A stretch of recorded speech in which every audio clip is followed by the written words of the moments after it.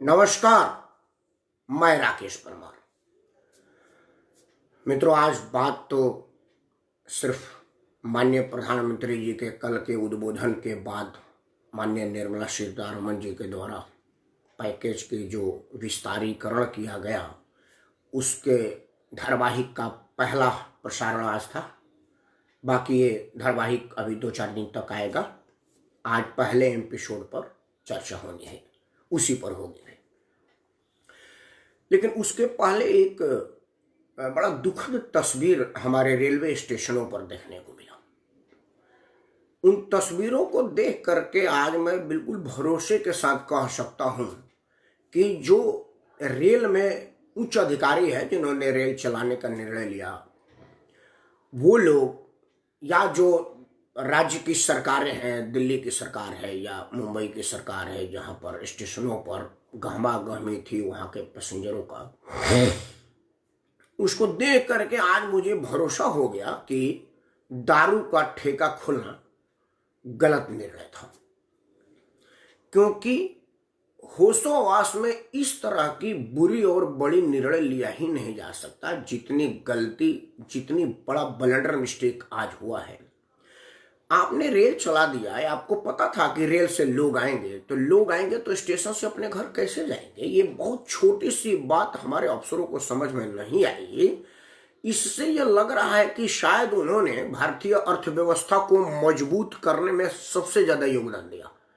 चूंकि अब सरकारों ने ये मान लिया है कि दारू ही अर्थव्यवस्था को मजबूत करेगा, तो सबसे ज्यादा दारू का दिमाग पर असर उन अफसरों को पड़ा है जिनको इस बात का ज्ञान नहीं था कि पब्लिक आएगी तो अपने घर कैसे जाएंगे। स्टेशन पर लोग आकर के भटक रहे थे, छोटे छोटे बच्चे, बुजुर्ग लोग भी थे। रेल से तो आपने राजधानी का टिकट ले लिया और उनको स्टेशन पर उतार दिया। स्टेशन के पास अपने गंतव्य तक कैसे जाएंगे, ये एक छोटी सी बात आपके दिमाग में नहीं आई। ये आज बड़ा दुखद तस्वीर था। अचानक लॉकडाउन में वो लोग नहीं आए थे कि लॉकडाउन में अचानक पड़ गए थे कि भाई क्या करते, जो जहां था वहीं फ्रीज हो गया। नहीं, पहले से घोषित था कि टिकट कटेगी, इतना बज के इतना मिनट पर ट्रेन चलेगी और इतना बज के इतना मिनट पर अपने स्टेशन पर पहुंचेगी। तो उस स्टेशन पर से आपने इंतजाम क्यों नहीं किया? अशोक भाई, मैं आपकी बात पढ़ूंगा, ये बात कह लूं, उसके बाद आपकी बात कहूंगा।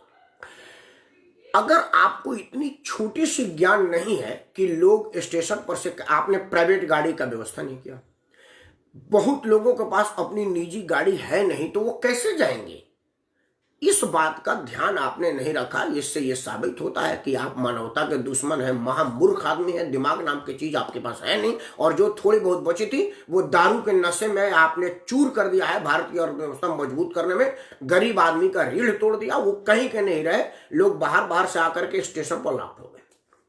ये बड़ा दुखद तस्वीर थी। ये दिल्ली की भी थी, मुंबई की भी थी। मुंबई का हाई टॉप कैमरे से लिया तस्वीर था, लोग ही लोग दिख रहे थे बोरीवली स्टेशन पर। बोरीवली का मैं पिक्चर देखा था, नई दिल्ली का कई चैनलों ने दिखाया। कई लोग तो बुलंदशहर, मेरठ तक के भी नई दिल्ली आ गए थे। उन लोगों का ईश्वर न दिखा। हालांकि अरविंद केजरीवाल के एक खास चैनल ने कहा था कि शायद केजरीवाल जी बस चलाने वाले हैं, लेकिन अभी शाम तक कोई बस चली ऐसी सूचना मुझे नहीं है। कोई चल गई होगी तो मुझे नहीं मालूम, लेकिन शाम को क्यों चली, पहले क्यों, बाद में क्यों चली, पहले ही क्यों नहीं निर्णय लिया गया कि वो लोग आएंगे तो जाएंगे कैसे? ये एक हमारे सरकारों की विफलताओं में एक और विफलता है। उसमें सारी सरकारें हैं जहां जहां स्टेशन पर पहुंचे हैं और दुर्व्यवस्था की वजह से लोग नहीं जा पाए। अशोक कुमार सिंह जी को मैं नमस्कार बोलता हूं, अभय को शुभाशीर्वाद, श्रीकांत भाई को सादर प्रणाम। अशोक कुमार सिंह जी ने कुछ मार्गदर्शन दिया है। मैं चाहूं क्योंकि मैं अर्थव्यवस्था पर बोलने लगूंगा, ये बात छूट जाएगी। अशोक कुमार सिंह ने लिखा है कि भैया दिया कहाँ, उल्टे सैलरी वालों का ईपीएफ 12 से नहीं, वो बोलूंगा। अच्छा, आपने पहले बता दिया। मैंने लिखा, मेरे हेडिंग थी कि थोड़ा दिया और बहुत की जरूरत है। आपने हेडिंग नहीं पढ़ा।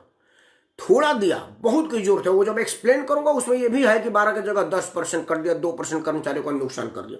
ये है एक पॉइंट का। अशोक भाई, आपने पहले लिख दिया था। अब मैं सिलसिलेवार बात कर रहा हूं उस बात का जो आज माननीय प्रधानमंत्री के घोषणा के बाद वित्त मंत्री जी ने अपने धारावाहिक का पहला प्रसारण आज किया। ये आएगा। सबसे तो पहले मित्रों, आपको एक बात जानकर के आश्चर्य होगा कि पूरे देश का बजट माननीय वित्त मंत्री यही सीतारमण जी ने, निर्मला सीतारमण जी 2 घंटे में पढ़ गई थी। उसके पहले चिदम्बरम साहब, उसके पहले यशवंत सिन्हा साहब, प्रणब मुखर्जी साहब, मतलब जो वित्त मंत्री था 2 से 3 घंटे के अंदर अंग्रेजी और हिंदी में बजट पढ़ देते हैं। लेकिन ये 20 लाख करोड़ रुपए का बजट 20 दिन में पढ़ा जाएगा, रोज थोड़ा थोड़ा। इसका क्या उद्देश्य है, क्या सपना है, ये मैं नहीं जानता। हालांकि आज रविशंकर प्रसाद केंद्र में मंत्री भी हैं और बहुत बड़े वकील भी हैं। तो श्री रविशंकर प्रसाद ने कहा कि मैं चाहता हूं कि रोज चर्चा हो, मतलब चर्चा हो, लोगों का समय खर्चा हो, आप कुछ मत करें, चर्चा में लोगों को उलझा रहे, आप कुछ मत करें। मैं बड़े भाई आदरणीय दिग्विजय सिंह साहब को प्रणाम करता हूं। मेरा सौभाग्य है कि मेरे भाई, मेरे गार्जियन मुझे देख रहे हैं और मुझे लग रहा है कि अगर मुझसे कोई गलती होगी तो मेरे बड़े भाई श्री दिग्विजय सिंह जी सुधार देंगे। भैया आपसे अनुरोध है कि अगर आपको कहीं गलत बोलता नजर आऊं तो कृपया जरूर सुधारिएगा। आपके भाई हैं, आपके आशीर्वाद से बोल रहे हैं। दिग्विजय सिंह को सादर प्रणाम। मित्रों, मेरा हेडिंग है कि थोड़ा दिया और बहुत की जरूरत है। थोड़ा दिया क्या हुआ आपको बता देते हैं। जो दिया उसमें भी मुझे आशंका नहीं, डर बना हुआ है। मैं बहुत घबराया हुआ हूं जब से मैंने ब्रीफ डिस्क्रिप्शन में आज की पहली कड़ी, पहला धारावाहिक देखा। वो ये है कि जो सूक्ष्म उद्योग और लघु उद्योग, लघु मध्यम उद्योग, असल में देश में यही उद्योग है। टाटा, बिरला, डालमिया तो बहुत कम योगदान देते हैं और योगदान भी भारत की अर्थव्यवस्था में नहीं, उनके खुद में ज्यादा योगदान होता है। देश के आर्थिक स्थिति में मजबूत एम्प्लॉयमेंट को मजबूत रोजगार देने में सबसे ज्यादा यही महकमा है जिस पर आज फोकस था माननीय वित्त मंत्री जी का। माननीय वित्त मंत्री जी ने कुछ ऐसी बातें की है जो लफाजी के लिए ठीक होता है। जैसे अब मेरा नाम राकेश सिंह परमार है, मैं पहले राकेश परमार कहा करता था, मतलब तो वही है। जैसे उन्होंने 10 लाख को बची करके 1 करोड़ कर दिया, 1 करोड़ को 25 करोड़ कर दिया, 5 लाख को, ये कुछ रेंज बढ़ा दिया, इससे कोई फर्क नहीं पड़ता। क्योंकि जिस वक्त एमएसएमई और सेमी स्किल्ड की परिकल्पना थी और उसकी जांच हुई, उस वक्त से पैसे की इतनी उन्मूलन हुई है कि अब रुपए का दाम के हिसाब से भी वो अब 1 रुपया ला 1 करोड़ के हिसाब में हो गया है। वो कोई बहुत बड़ी बात नहीं है। आपने उसको रिशफलिंग करके ठीक ही किया है, ये कोई बहुत बड़ा बात नहीं है। बात कहाँ है पहले जान लीजिए। आपने उन लोगों को बिना किसी गारंटी, बिना किसी फाइल, बिना किसी प्रोजेक्ट के लोन देने के लिए बैंकों को कह दिया। ये ध्यान रखने बात है कि इसमें सरकारों ने कुछ नहीं किया। मोदी सरकार, भारत सरकार, वित्त मंत्रालय ने कोई राहत, कोई रहम, कोई मदद नहीं किया है। ये बैंक कर रहे हैं। और बैंक कौन है? हमारे पैसे से बैंक चलता है।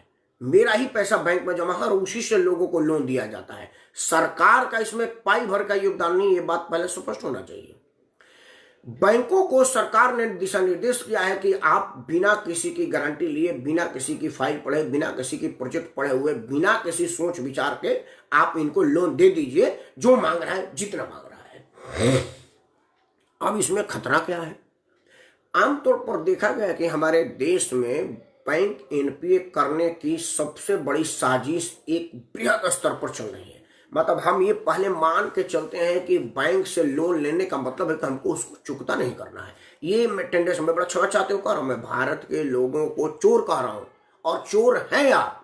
इसलिए चोर है क्योंकि आपने ही गांव में लघु उद्योग के नाम पर मुर्गी पालन, अंडा पालन, फलाने पालन के नाम पर आप पैसा लेते हैं और वहां के बैंक वालों से मिली भगत करके मुर्गियों को मरवा देते हैं। कागज में मुर्गी खरीदते हैं, कागज में मुर्गी मर जाती है और कागज में पैसा दोनों तरफ बढ़ जाता है।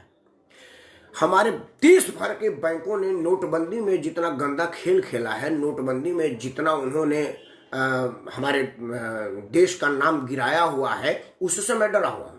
उसके बाद हमारे बैंक मैनेजरों के मिली भगत से लोन की लूट और एनपीए का जो स्थिति बनी हुई है, उसके लिए मैं कहीं से दिग्विजय झालन कुछ कहना चाहते हो तो तुम्हारा आमंत्रण है, आओ भैया, कहो। तुम लोग पढ़े लिखे विद्वान लोग हो तो मेरे से बढ़िया समझाओगे।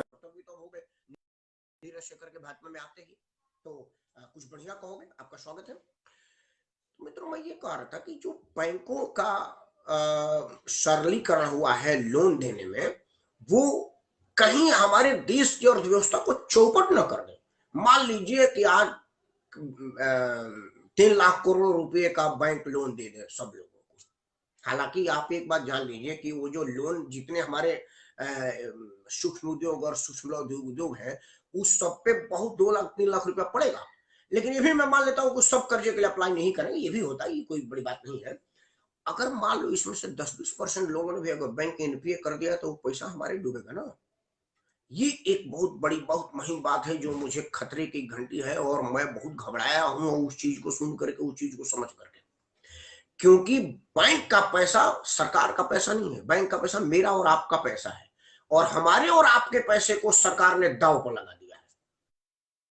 इसके पहले की जो अनुभव है हमारे बैंकों के ऋण देने का, हमारे बैंकों की वसूली व्यवस्था का, वो इसके पहले संदेह के घेरे में है। और इस सब चीज को देखते हुए बैंक को इस तरह से बेलगाम कर देना, कहीं उल्टा ना पड़ जाए। दूसरी बात, सेमी स्किल्ड और सूक्ष्म उद्योग और अति सूक्ष्म के जो हमारे बैंक्स हैं, जो कंपनियां हैं जिसको बैंक लोन देगी, वो ऐसी कंपनियां हैं जिसमें कंपनी में काम करने वाले लोग उस प्रोडक्ट का इस्तेमाल कर सकते हैं। जैसे कहीं टूथपेस्ट बन रहा है, कहीं छोटा गिलास बन रहा है, कहीं कप बन रहा है, कहीं माचिस बन रहा है, कहीं छोटे कपड़े सिए जा रहे हैं। मतलब ये जो उसमें काम करते हैं लोग, वही लोग उसका इस्तेमाल भी कर सकते हैं। जैसे मान लीजिए अगर आप मारुति गाड़ी में काम करते हैं तो मारुति में नौकरी करने वाला आदमी, कोई आदमी मारुति खरीदता नहीं है, मैनेजर लेवल के नीचे वाला। जो आदमी मर्सिडीज बनाता है उसमें से कोई भी मजदूर मर्सिडीज खरीदता नहीं है। यही है कि कोई बड़ी बड़ी जो फ्रिज एसी बनाते हैं उसमें से बहुत कम लोग होते हैं जो एसी खरीदते हैं। लेकिन जो सूक्ष्म उद्योग है, लघु सूक्ष्म उद्योग और मध्यम सूक्ष्म उद्योग है, इसमें के बनने वाले प्रोडक्ट वही लोग खरीद लेते हैं। मतलब ये होती है। लेकिन आपने बाइंग कैपेसिटी तो बढ़ाने का कोई चीज किया नहीं। मान लो मैं कंपनी में कल से जाऊंगा, तो मैं कंपनी में काम करूंगा तो खरीदने की तो मेरी हिम्मत फिर 1 महीना बाद आएगी, नहीं तो मुझे तनख्वाह मिलेगा। मतलब 1 महीना 10 दिन, हमारे यहाँ 7 तारीख से 10 तारीख के बीच तनख्वाह देने का कंपनी एक्ट का नोटिफिकेशन है कि आप 7 दिन के, मतलब 7 तारीख को तनख्वाह दे सकते हैं। मैं सरकारी बात नहीं कर रहा हूँ, मैं कंपनियों की बात कर रहा हूँ। कंपनियों का 7 दिन, और अगर आपके पास 500 आदमी है तो आप 10 दिन, मतलब 10 तारीख को तनख्वाह दे सकते हैं। मतलब फिर भी हमको 37 दिन बाद सैलरी मिलेगी। तो 37 दिन तक मैं सर्वाइव कैसे करूंगा? मैं 3 महीने से बैठा हूँ, मेरे घर में पैसा नहीं है, आस पड़ोस से भी कर्जा लेकर के खा लिया, मेरे पास जो था वो भी सब गिरवी रह गया, बेच बाच करके मैं अपने बच्चों का भोजन पाला। अब मैं 37 दिन तक कंपनी में काम करने कैसे जाऊंगा? मुझे बस में भाड़ा देके जाना है, साइकिल रिपेयर करवा के साइकिल से जाना है, या फिर पैदल जाना है।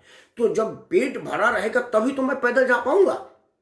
आपने इन मजदूरों के विषय में नहीं सोचा है कि मजदूर 37 दिन काम कैसे करेगा, वो भी तब जब आपने कंपनी पर से ओवर टाइम की वैधता हटा दिया है। मतलब अगर मैं कंपनी में जाऊंगा, तो मालिक मेरा कहेगा कि भाई 23 घंटा नौकरी करना, 1 घंटे ही सो जाइयो, तो करना नहीं, तो जब तक कल से तेरी नौकरी नहीं है। क्योंकि ओवर टाइम वाली जो नोटिफिकेशन थी कि करना, वो सरकार ने उसको हटा दिया है। वो बढ़िया बात है, उसको मैंने कल बोल चुका हूँ कि वो एक बढ़िया चीज है। अब मैं मान लो 12-13 घंटा भी करूं तो मैं सर्वाइव कैसे करूंगा 37 दिन?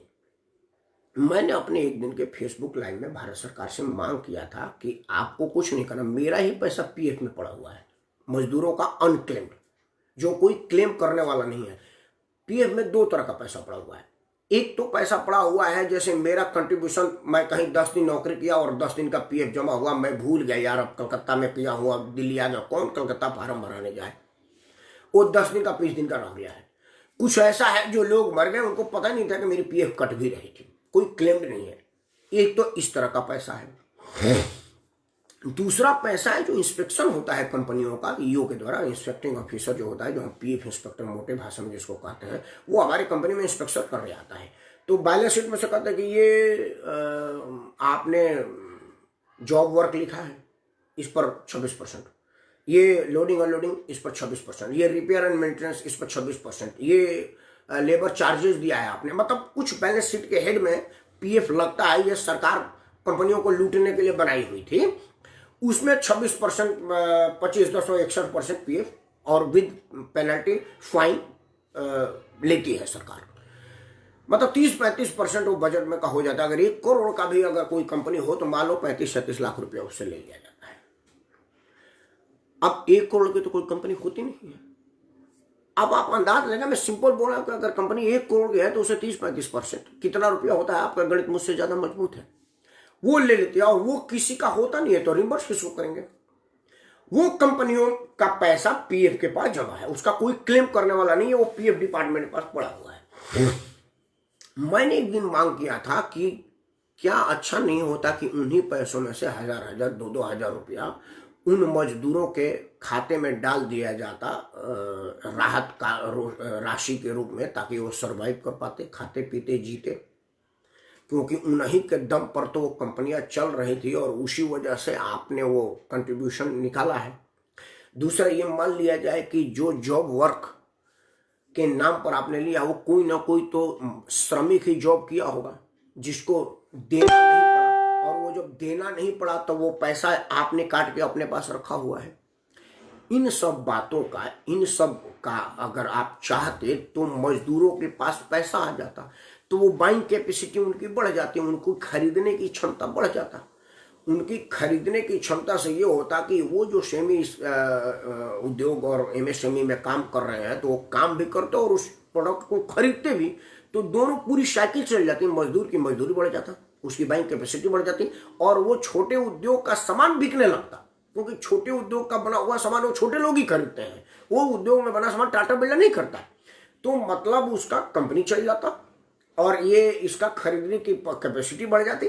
तो ये होता कि वो कंपनी अपने पांव पर खड़ा हो जाता। आपने एक तरफ कंपनी का प्रोडक्शन के लिए तो आपने मदद दे दिया, ईश्वर करे कि वो सब बेईमानी ना करे, कंपनी को खड़ा करे। पहली प्रार्थना तो मेरा भगवान से ये है कि उनको सद्बुद्धि दे कि वो बेईमानी ना करे। लेकिन उनका सामान खरीदेगा कौन? खरीदने की कैपेसिटी, बाइंग कैपेसिटी तो आपने दिया नहीं। सामान मान लीजिए को तनख्वाह के बाद 37 दिन के बाद उसको तनख्वाह मिलेगी, तो 37वां दिन ना जाके खरीदेगा, तो 37 दिन तक इसका प्रोडक्शन जाम हुआ। मतलब जिस कंपनी को आपने 37 दिन तक माल को होल्ड करने की व्यवस्था दे दी, क्योंकि अब देश में लॉकडाउन के बाद तो पैसा किसी के पास है नहीं। अगर पैसा हो रहा होता तो गरीब मजदूर सड़क पर पैदल बिहार और यूपी नहीं जाता, वो गाड़ी करके रिजर्व जाता, क्योंकि उसके पास पैसा होता। 5-5, 6-6, 8-8 महीने की गर्भवती महिलाएं पैदल नहीं जाती। आज तो एक और हृदय विदारक सीन देखा कि एक आदमी बैलगाड़ी में एक तरफ बैल था और दूसरे तरफ खुद जुटा हुआ था और अपने परिवार को लेकर के जा रहा था। मतलब इंसान अपने आप को मवेशी के साथ कोलैबोरेशन किया और उस हल को खींच करके, उस बैलगाड़ी को खींच के ले जा रहा था। इतनी हृदय विदारक घटना होने के लिए उसके पास अगर पैसा होता तो वो ऐसे दुर्गंध नहीं करता, वो बैल खरीद लेता, 2 बैल लेकर के जाता। लेकिन ऐसा इसलिए नहीं हो पाया कि उसके पास पैसा नहीं था। तो जिसके पास पैसा नहीं तो वो सेमी स्किल में से सामान खरीदेगा कैसे? ये एक बात की बात समझ में नहीं आई। दूसरा मित्रों, एक और बात हुई है। सरकार, वो पहले की बात है, उस बात पर प्रोविडेंट फंड डिपार्टमेंट को ये कहा गया है कि जो लोग 15,000 से नीचे काम तनख्वाह वाले लोग हैं उन लोगों का पीएफ सरकार देगी। लेकिन उसका कंडीशन है, कंडीशन ये है कि 90% से नीचे 15,000 पाने वाले लोग हों। अब यहाँ कंट्राडिक्शन क्या है? इसलिए मैं कहता हूँ ना कि वो सब आर्थिक बूस्टर लेकर के कानून बनाते हैं। एक तरफ तो आपने कहा है कि 15,000 रुपया सीलिंग है पीएफ का, मतलब आपका 15,001 रुपया होगा तो आप पीएफ काटे ना काटे मालिक की मर्जी है। तो 15,000 सीलिंग कर दिया। दूसरा, 15,000 से ऊपर दिल्ली में मिनिमम वेज है। मतलब अगर कोई मजदूर है, सेमी स्किल्ड है, तो उसका पीएफ नहीं कटेगा। और पीएफ मान लो अगर कटता है उसका तो 15,000 से ऊपर के स्लैब में आता है, तो उस कंपनी को ये फायदा नहीं मिलेगी।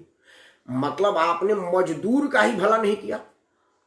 अब कौन से ऐसे लोग होंगे जिनका 15,000 रुपया से नीचे तनख्वाह होगा? अगर 15,000 से नीचे तनख्वाह है दिल्ली में तो वो मिनिमम वेजेज एक्ट में फंसेगा कि भाई तेरे यहाँ 14,000 का तनख्वाह कैसे? 14,822 तो मिनिमम वेजेज है, ऐसे कैसे हो गया?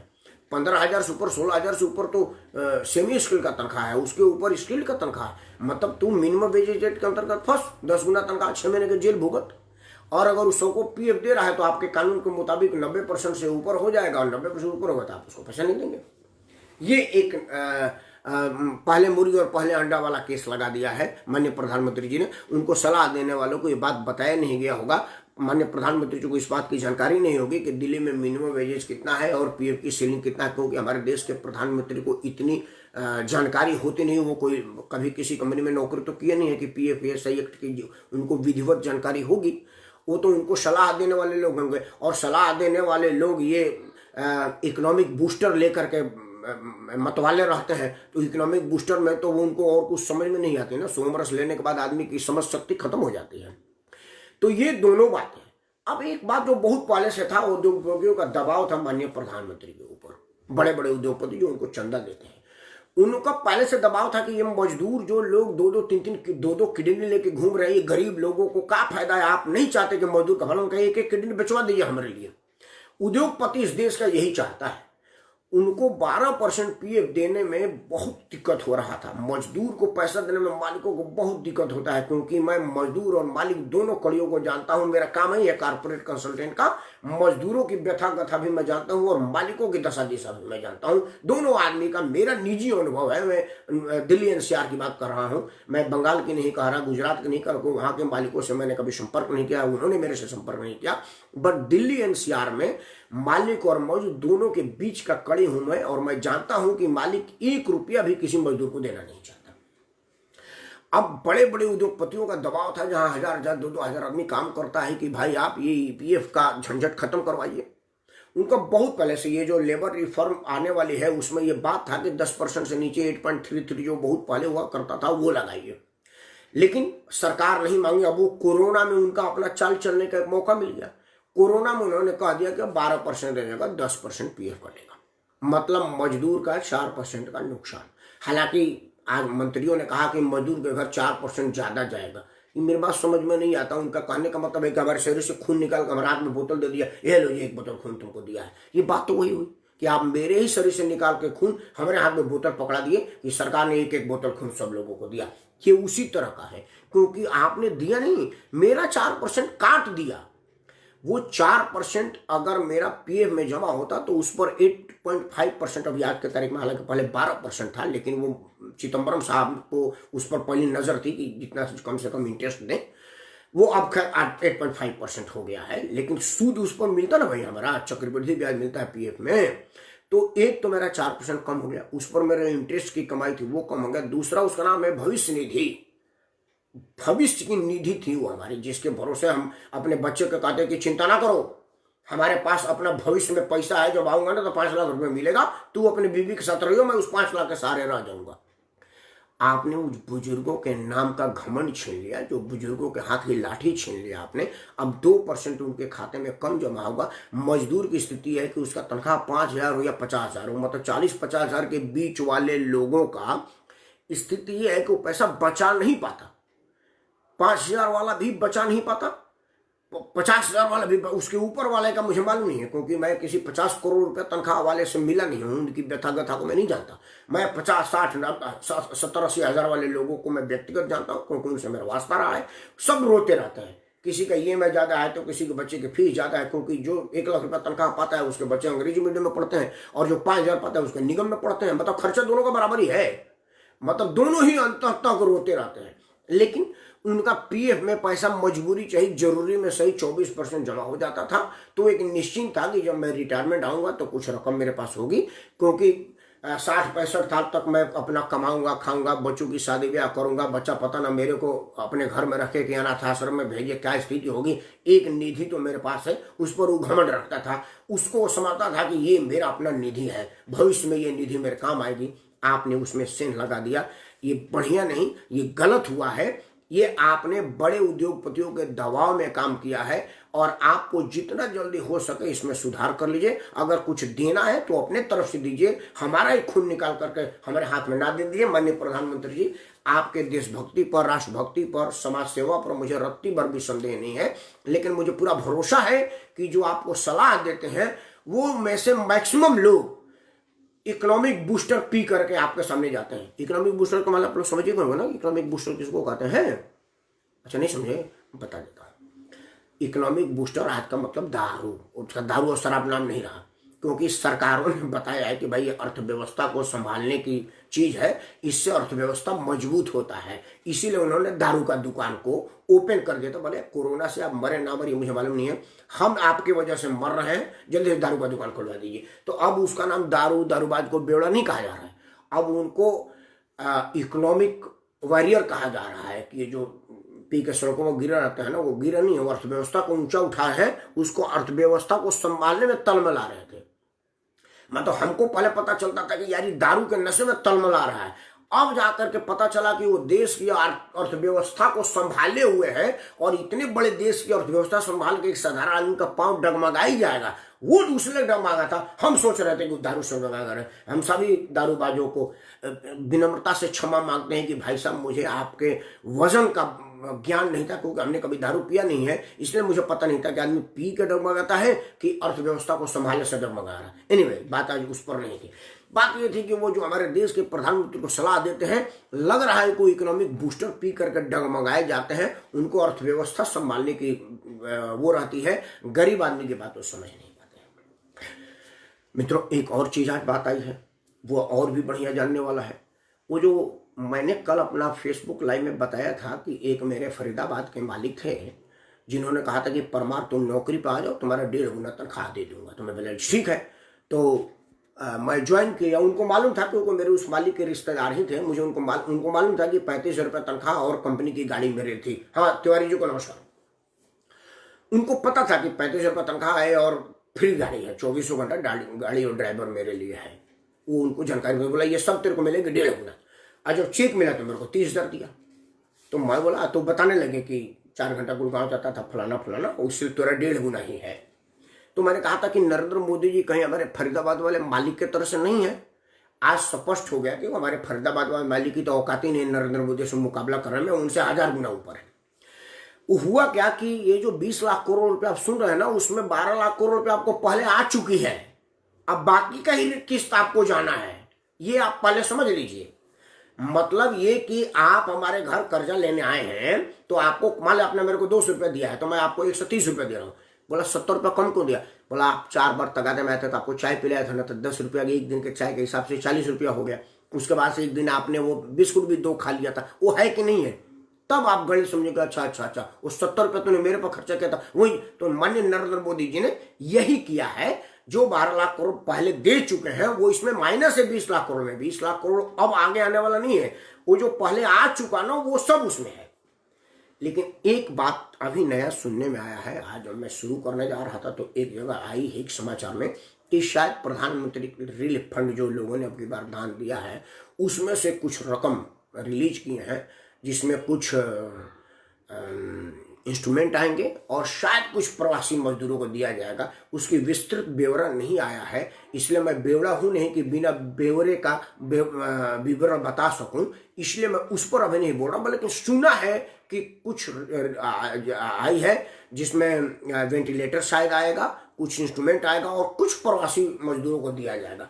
अगर माननीय प्रधानमंत्री प्रवासी मजदूरों को कुछ आर्थिक मदद दे देंगे, तो वो जो सूक्ष्म उद्योग और सूक्ष्म मध्यम उद्योग है, वो उसमें की बाइंग कैपेसिटी मजदूरों की बढ़ेगी, तो वो उद्योग भी चलेगा और मजदूर भी चलेंगे। ये सबसे बढ़िया होगा, जहां तक मुझे समझ आ रहा है। कुछ लोगों ने मुझे मार्गदर्शन दिया, मैं चाहता हूं लोगों की बात पढ़ लूं, उसके बाद समय होगा तो बताऊंगा। आदरणीय MK तिवारी साहब को मैं सादर प्रणाम बोल रहा हूँ। बहुत अच्छा है कि आपने टी को तिवारी लिख दिया। अब M और K का भी फुल फॉर्म लिख दीजिए। मुझे मालूम है आपके M और K का फुल फॉर्म, ताकि लोग आपके पूरे नाम का लाभ लें। आपका बड़ा सुंदर नाम है, बहुत प्यारा नाम है, तो आप MK T के जगह तिवारी आए हैं। तिवारी जी को सादर प्रणाम। पूरा विवरण लिखे, मुझे अच्छा लगेगा। रणधीर, हाँ रणधीर मेरे भतीजे हैं, उन्होंने मुझको अपडेट किया है, पढ़ा लिखा विद्वान है, मेरे साहू भाई का बेटा है। तो उन्होंने लिखा है कि 3100 करोड़ दिया है, जिसमें 100 करोड़ रिसर्च के लिए भी है। अच्छा, रिसर्च के लिए, हाँ चलो, मैंने कहा कि उसकी ब्यौरा आई नहीं है, इसलिए मैं नहीं बता सकता। ठीक कर रहे हो। दुर्गेश, शुभ आशीर्वाद, इकोनॉमिक बूस्टर हाँ इकोनॉमिक बूस्टर तुमको तो पता ही है, तुम्हारे यहाँ तो बहुत इकोनॉमिक बूस्टर, हमारे गांव में तो आजकल पूरा बूस्टर है। बीजेपी की राजनीति शुरुआती इन लोगों के विरोध से था। जब हम तुम्हारे पिताजी बीजे छोटे थे ना दुर्गेश, तो एक आध लोग होते थे, 2 लोग, एक मेरे टोले थे, एक उस तरफ थे इकोनॉमिक बूस्टर, और अब एक आध लोग ही रह गए हैं जो इकोनॉमिक में बूस्ट नहीं कर रहे हैं, हमारे जैसे लोग। ये इतनी बदलाव आई है। जब मैं तुम्हारे उम्र का था, उस वक्त गांव में 2-4 लोग थे इकोनॉमिक बूस्टर, अब आजकल 2-4 लोग ही इकोनॉमिक बूस्टर के विरोधी हैं। तो ये फर्क पड़ा बाबू गांव की। MK साहब कह रहे हैं क्या हाल है राकेश जी? आपका आशीर्वाद है तिवारी जी, बड़े दिनों के बाद अपना आशीर्वाद दिया, कृपा बनाए रहेगा। आप जैसे लोग मेरे को सुनते हैं देखते हैं तो मुझे भरोसा रहता है कि मैं कुछ गलत बोलूंगा तो आप अपडेट करेंगे, क्योंकि आप लोगों को सब चीज़ों की जानकारी होती है। हम तो आप ही लोगों के मार्गदर्शन से बोल पाते हैं, तो कृपया अपना मार्गदर्शन बनाए रखिएगा। आपको स्वागत। ये प्रसून कुमार श्रीवास्तव जी, नमस्कार भाई जी। उन्होंने क्या इस 20 लाख करोड़ का कोई फायदा गरीबों तक पहुंच पाएगा कि बस एक नहीं, ये गरीब तक सीधे नहीं पहुंचेगा प्रसून जी। असल में क्या है कि ये हो सकता है बैक फायर भी हो। एक तो आप जान लीजिए कि 20 लाख करोड़ सरकार ने नहीं दिया है, ये 20 लाख करोड़ आपका अपना है, बैंक का पैसा है। तो बैंक सरकार का नहीं होता, हमारे पैसे से बैंक चलती है। और हमारे बैंकों की जो व्यवस्था है, बैंकिंग व्यवस्था हमारे देश में, और दूसरे तरह से जो कंपनियां लोन लेकर के एनपीए कर देती हैं, अगर ये थोड़ी बहुत 60 का, और जानते हैं सेमी में, सूक्ष्म उद्योग में तो सिर्फ बेईमानी है। मैं बड़ी जिम्मेवारी के साथ कह रहा हूं, ये जो गांव में मुर्गी पालन, सुअर पालन, मछली पालन, मवेशी के नाम पर जो लोन आता है, उसमें बहुत ज्यादा परसेंट बेईमानी का होता है। वो सब बैंक वालों से मिल करके मछली को मरवाना घोषित कर देते हैं, बकरी लिया बकरी मर गई घोषित कर देते हैं, और वो सब लूट पटार बहुत है।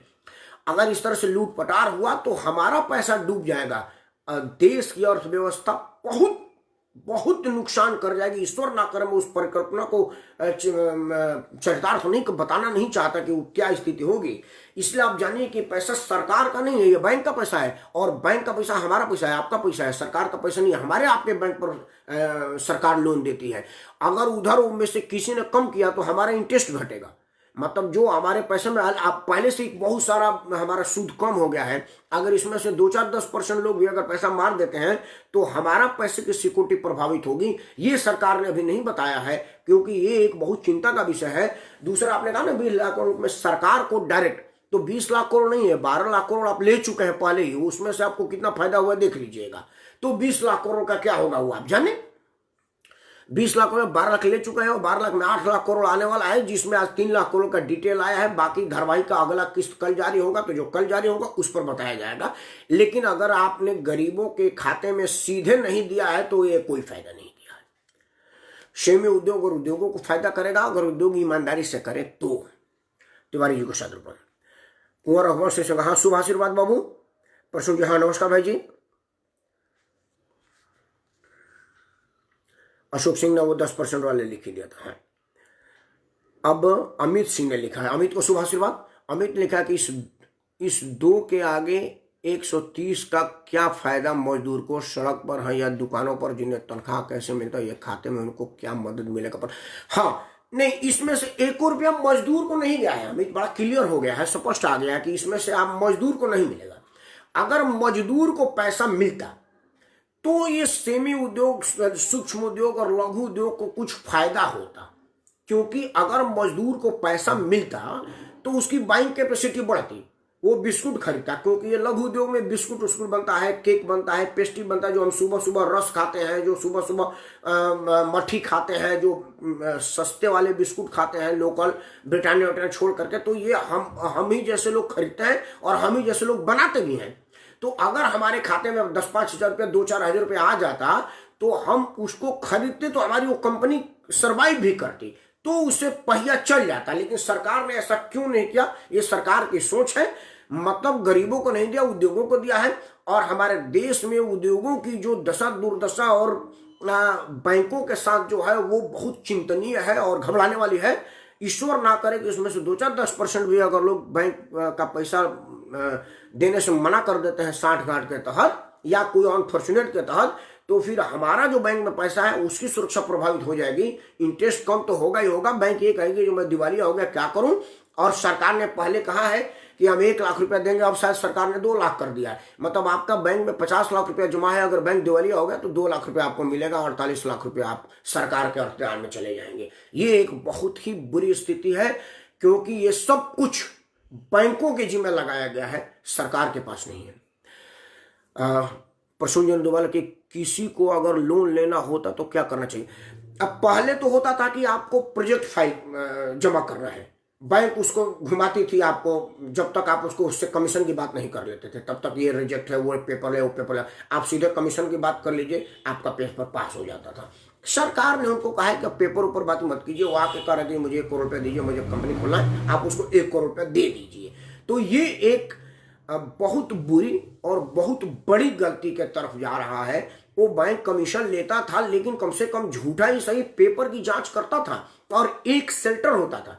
हालांकि उतनी जांच पड़ताल के बाद वो सब दिवालिया घोषित कर देते थे। तो इस टाइम तो सरकार ये कह सकती है कि ये हम क्या करें। आप ही ने तो कहा था ना कि कोई जांच वांच ना करिए, मुझे क्या पता पैसा लेकर के भाग गया, वहां कंपनी नहीं थी। आपने कहा था कि कुछ जांच नहीं करना है, तो मैंने दिखा नहीं कि साला पैसा लेकर के फैक्ट्री बनाने के लिए जा रहा है कि इकोनॉमिक बूस्टर की तरफ जा रहा है, वो कह सकता है। और ये बहुत बड़ा खतरे की आशंका है। ईश्वर करे कि मेरी सोच गलत हो, ईश्वर करे कि मैं जो बोल रहा हूं वो एकदम झूठा साबित हो, मुझे बड़ी खुशी होगी खुद को झूठा साबित करने में। लेकिन बैंकों की जो व्यवस्था है, क्योंकि यही बैंक वाले थे जिन्होंने विजय माल्या के दिवालिया होते होते पर पैसा दिया, विजय माल्या डिफॉल्टर होता गया, ये लोग पैसा देते गए। ये यही बैंक वाले हैं जो हमारे एक कंपनी ए को पैसा देते हैं, बी में ट्रांसफर करवाते हैं, ए को दिवालिया करा देते हैं, सी में बिजनेस होने लगता है। फिर एक आदमी को कहते हैं कि ए राकेश इंटरप्राइजेज में दिवालिया कर देना, अब छोड़िए, अब राकेश प्राइवेट लिमिटेड में पैसा ले लीजिए। फिर मैं राकेश प्राइवेट लिमिटेड लिया, उसमें 60 घाट होकर के दिवालिया हो गया। फिर बोला कि आप ये काम करो राकेश एंड सन्स में ले लो, फिर मैं राकेश एंड सन्स, मतलब एक ही राकेश 40 बार पैसा लेता गया और बैंक वालों से 60 घाट से वो पैसा डूबता गया। अब तक की बैंकों की यही इतिहास है, यही स्थिति है, इसलिए मुझे डर लग रहा है। और दूसरा डर का कारण है कि बैंक का पैसा है, बैंक का पैसा मतलब हमारा आपका पैसा है, सरकार का नहीं है। अगर इस वजह से कोई भी बैंक कोलैप्स हो जाती है, बर्बाद हो जाती है, तो उसमें जमा करने वाले लोग नुकसान में होंगे, सरकार नुकसान में नहीं होगी। ये सरकार नहीं बता पा रही है और हमारा राजनीतिक चमचागिरी है कि हम पैकेजिंग और पैकेज को डिफाइन ही नहीं कर पाते हैं कि पैकेजिंग का मतलब होता है और पैकेज का क्या मतलब होता है। ये राहत पैकेज नहीं है, ये राहत पैकेजिंग है, जिसको बहुत बढ़िया चमकीला में बढ़ करके चमकदार बनाने की कोशिश किया जा रहा है सरकारी लोगों के द्वारा, जो दुखद है, निंदनीय है और सोचने वाली है। भारतीय प्रवासी परिषद के डॉक्टर अजय तिवारी जी मेरे को आशीर्वाद दे रहे हैं। मिडिल क्लास को क्या, मिडिल क्लास सरकार के खाते में नहीं है तिवारी जी, आपका कहीं नाम नहीं है। आप जो लोगों के लिए काम करते हैं उनके लिए करिए, आप लोग सरकार के किसी खाते में नहीं है। मिडिल क्लास सरकार के लिए है नहीं है, क्योंकि उसको पता है कि मिडिल क्लास वाले लोग वोट नहीं देने जाते। वोट देने जाता है निम्न वर्ग का लोग, तो निम्न वर्ग के लिए 2-2 4-4 किलो आटा सरकार दे रही है, फ्री राशन दे रही है, फ्री गैस दे रही है, वो वोट देंगे। आप वोट देने नहीं जाते, इसलिए सरकार आपके विषय में सोचती नहीं है, क्योंकि हम लोग एक नहीं है। अब आप ही अपना फरीदाबाद में संस्था चलाए हुए हैं और फरीदाबाद में 5 अन्य और संस्था चलाते, तो उसको मालूम है ना कि एक ही फरीदाबाद, एक ही सेक्टर में 15 राजनीतिक ऑफिस है, तो कहीं वो ये 15 अलग अलग लोग हैं। लेकिन वोट देने वाला झुग्गी में इकट्ठे होता है, तो कहता है वो वहाँ 2-2 किलो राशन बंटवा दो, ये लोग हमको वोट दे देंगे। मिडिल क्लास के लिए इसमें कुछ भी नहीं है। अमित लेकर के भैया इनमें तो सिर्फ उन्हीं को फायदा होगा जिन पर विश्वास बैंक मैनेजर का होगा, वरना ठन ठन वो, हाँ इन्हीं में उसी को फायदा होगा जिससे मैनेजर का विश्वास उसके कमीशन पे होगा। सीधी बात बोलो ना, काहे लिए पर्दे में कह के बोल रहे हो। मैनेजर फाइल तब तक घुमवाता है जब तक उसके 60 गांठ लेन देन की बात नहीं हो जाती, वो चाहे अडानी अंबानी का पैसा वाली बात हो या हमारे आप जैसे छोटे लोगों के पैसे की बात हो। बैंक मैनेजर बिना 60 गांठ का पैसा नहीं देता, 60 गांठ से पैसा लीजिए और बैंक का पैसा को हड़प जाइए। प्रसून जी ने लिखा है कि क्या हम मिडिल क्लास के लोग को कोई फायदा मिलेगा कि बस बैंक के दलाल को ही फायदा होगा। पहले तो आप जो शब्द इस्तेमाल किया ना प्रसून जी, मिडिल क्लास, ये मिडिल क्लास वाले किसी क्लास में नहीं आते सरकार के। सरकार उच्च क्लास की सोचती है, टाटा बिरला अडानी अंबानी को हजारों करोड़ रुपए चंदा देते हैं तो सरकार उनकी फायदा सोचती है। पीएफ का 2% घटा दिया, ये सरकार उनके लिए की है, क्योंकि आपके यहाँ 2000 आदमी काम करता नहीं है, तो आपके लिए नहीं सोचा। उसके बाद सरकार सोचती है निम्न क्लास की, जिनको 4-4 किलो आटा दे दो और वोट ले लो। बाकी वो सरकार ये नहीं सोचती कि आपने अडानी को क्या फायदा पहुंचाया, अंबानी को क्या फायदा पहुंचाया, आपने आरक्षण में किसको कितना नुकसान कराया, आपने देश को मंदिर मस्जिद पर क्यों लड़वाया। उनको इससे मतलब नहीं होता, क्योंकि इतने भूखे लोग होते हैं कि उनके घर में 4 किलो फ्री आटा आया, आटे के पैकेट में देखा यार इस फलाना निशान है, वो उसी का आगे बटन दबा देते हैं, उनको और कोई मतलब नहीं होता। तो सरकार के नज़र में मिडिल क्लास का कोई रोल नहीं है, कोई दाम नहीं है, कोई कीमत नहीं है, क्योंकि सरकार मिडिल क्लास से टैक्स लेती है, मिडिल क्लास से फायदा लेती है, मिडिल क्लास के सहारे सरकार चलती है, लेकिन बेनिफिट हाई क्लास को या लो क्लास को। वैसे भी अगर थोड़ा सा हंसी का बात, इसको अपने ऊपर मत लीजिएगा, मैं क्षमा चाहता हूं। कहा गया ना कि बीच वाले को कोई नहीं पूछता। बड़ा बेटा बाबू का, छोटा बेटा माई का। गैला हो कुल माझिल साजिल हमारे भोजपुरी में कहा जाता है कि बड़ा बेटा है तो बाबू का प्रिय है, छोटा बेटा है तो माँ को प्रिय है। मझला किसी खाते में नहीं। महाभारत में भीम कह नहीं रहे हैं कि हम मझला हैं। बड़े वाले होते तो बाप को प्रिय होते, छोटे वाले होते माँ को प्रिय होते। अब मझला तो मझला मतलब मिडिल वाले लोग ना बाप के प्यारे होते हैं ना माँ के प्यारे होते हैं। प्रसून जी ये सच्चाई है, ये यथार्थ है, इसको माना जाए। एनीवे, आज की चर्चा इस बात पर थी। 2 आशंकाएं मेरे को हैं और मैं परमपिता परमेश्वर से प्रार्थना करता हूं कि ये आशंका मेरी बिल्कुल निर्मूल हो, बिल्कुल गलत हो और एकदम झूठा हो। मुझे बड़ी खुशी होगी अगर ये बात मेरी झूठी हुई तो मुझे बड़ा खुशी होगा। ये कि जो बैंक सुख और लघु उद्योगों को कर्जा दे रहे हैं वो उनके साथ साठ-गांठ मिल करके कर्जे को एनपीए में ना तब्दील कर दें। अगर एनपीए में तब्दील हो गया तो आप और हम डूब मरेंगे और कोई ऑप्शन नहीं मर पाएगा। रेल पर जो मजदूर कट रहे हैं ना, वो आत्महत्या करने वालों की संख्या बढ़ जाएगी, क्योंकि हमने अपने बेटी की शादी के लिए पैसा रखा है। बैंक दिवालिया हो गया तो बोलेगा कि बेटी की शादी मत कर, कोई 2 लाख रुपए ले जा करके कर्जे मांगने के लिए कटोरी ले ले। ये सरकार की कानून है कि अगर आपका बैंक दिवालिया हो जाता है तो आपका पहले 1 लाख रुपया सुरक्षा था, अब 2 लाख हो गया। मोदी बड़ा चौड़ा होकर के पार्लियामेंट में ये बात बोले थे। दूसरा क्या है कि बैंकों की अब तक की जो व्यवस्था है जिस तरह की, वो सब संदेह के घेरे में है। नोटबंदी के टाइम में जिस तरह से बैंकों ने लूट मचाया है उसका हम सब गवाही हैं। तीसरा, हमारे बैंकिंग व्यवस्था की ये स्थिति है कि आज तक पता नहीं चला कि नोटबंदी में कितने पैसे बैंक में आए और कितना पैसा बैंक ने जारी किया। मतलब नोटबंदी को कई साल हो गया लेकिन अब तक बैंकों के पास नोटों की संख्या नहीं आ पाई। अभी भी एक समाचार में आया था कि 60,000 रुपया पुराने 500 और 1000 के नोट गिरे मिले थे। मतलब अभी भी लोगों के यहाँ से पुराने नोट मिल रहे हैं, जबकि सरकार ने दावा किया था कि अब सब खत्म हो गया है, अब कहीं नहीं आए हैं। लेकिन आज भी कितने रुपये आए ये बैंक ने नहीं बताया है। तो हमारे बैंक की विश्वसनीयता तो ईश्वर उस पर अपना कृपा दृष्टि बनाए रखें, हमारा आशंका यही है। दूसरा, सरकार ने जो पैकेज दिया है वो पैकेज नहीं पैकेजिंग है। अगर सरकार मजदूरों के कल्याण के लिए, मजदूरों के सर्वाइव के लिए कुछ आर्थिक मदद दे देती तो वो सूक्ष्म उद्योग और मध्यम दर्जे के उद्योग सर्वाइव कर पाते, और वो जब इनकी बाइंग कैपेसिटी बढ़ेगी तभी वो कैपेसिटी बढ़ेगा। अगर ऐसा नहीं हो पाएगा तो फिर वो उसकी बिजनेस प्रभावित होने का खतरा रहेगा। तब जाकर के वो कहेगा कि क्या करेगा, 37 दिन तक माल मैंने रखा, मेरा माल खराब हो गया। क्योंकि मजदूर को 37 दिन बाद तनख्वाह मिलेगी, तो 37 दिन के बाद वो पहले आटा चावल रोटी लेगा, उसके बाद और कुछ लेगा जो कंपनियों में बनता है। तो कीनेगा कौन और खरीदे बनाएगा कौन, इस विषय का संतुलन शायद सरकार ने नहीं सोचा है। ये उनको सोचना चाहिए था। अंत में प्रश्न का मतलब हमें लोन मिलेगा भी नहीं। लोन आपको मिलेगा। लोन की तो अब आप खिला मैनेजर से बात करिए कि भाई 1 करोड़ रुपये में से तेरा क्या और मेरा क्या आपको मिल जाएगा, क्योंकि पेपर वाली बात तो आपके लिए खत्म कर दी गई। सरकार के आज के अध्यादेश के बाद तो पेपरबाजी खत्म कर दिया। पहले आपको बैंक में लोन लेने के लिए आपको पेपर दिखाना, और अगर आप 500 करोड़ लेंगे तो सिर्फ आपको बैंक को फोन करना कि सुनो मुझे 500 करोड़ लेना है। बैंक आपके घर पूछ आएगी, कॉल ट्रेस करके आईडी निकाल लेगी, आपको आईडी से भी बताने की जरूरत नहीं पड़ेगी। मतलब आप बैंक तो आज की तारीख में इतना है कि अब आज के सरकार के पैकेजिंग के बाद बैंक वाला तो दरवाजे में बाहर लाल कारपेट बिछा के बैठा, और जल्दी आओ। अगर आपको करोड़ 2 करोड़ लेना है तो आपसे बात कर लेगा, और अगर आपको 1000-2000 करोड़ लेना है तो आपको बात करने की जरूरत नहीं। वो पूछेगा सर कितना डाल देंगे झोली में, बताइए ना सर, आप कहाँ पैसा पहुंचाना है। ये स्थिति है। ईश्वर करे कि आज की सारी आशंकाएं मेरे निर्मूल हो और मैं गलत साबित हूँ। मुझे अपने गलत साबित होने में बड़ी खुशी होगी।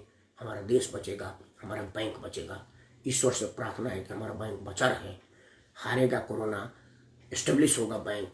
इन्हीं तो शुभकामनाओं के साथ शादब।